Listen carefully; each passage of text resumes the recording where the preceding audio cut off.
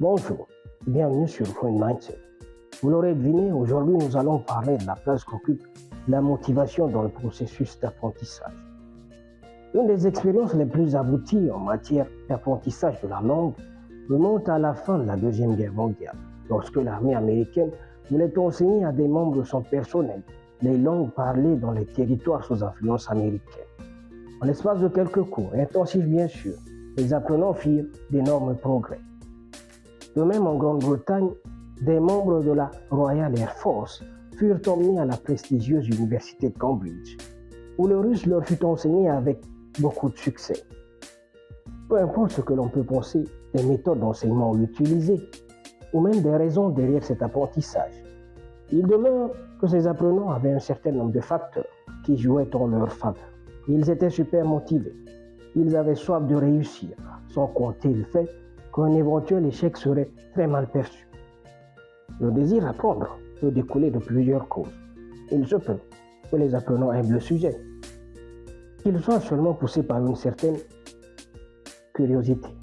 D'autre part, il pourrait y avoir des raisons plus pratiques qui justifieraient la volonté d'apprendre. Par exemple, il peut arriver qu'une personne veuille apprendre l'anglais, de sorte à pouvoir suivre des programmes dans cette langue, ou même à travailler au milieu anglophone. L'on peut aussi être tenté de prendre des cours de cuisine pour être en mesure de cuisiner d'excellents plats.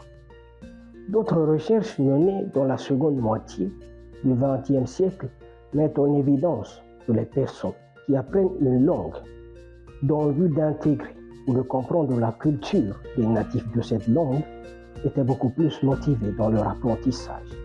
Autrement dit, la motivation est beaucoup plus puissante lorsqu'elle est basée sur une certaine volonté d'intégration.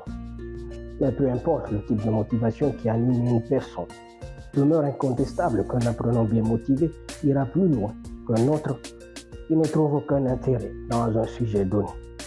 Là, du coup, une des compétences qui s'avère indispensable chez le maître est bel et bien la capacité de pouvoir susciter l'engouement et l'intérêt autour d'un sujet, même si les apprenants n'étaient pas initialement intéressés. Cela dit, le maître n'est pas seul responsable de la motivation de ses apprenants.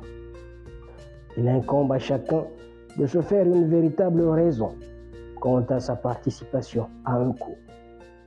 Je vous souhaite de trouver toute la motivation nécessaire pour aller de l'avant vers l'atteinte de vos objectifs. Peace out.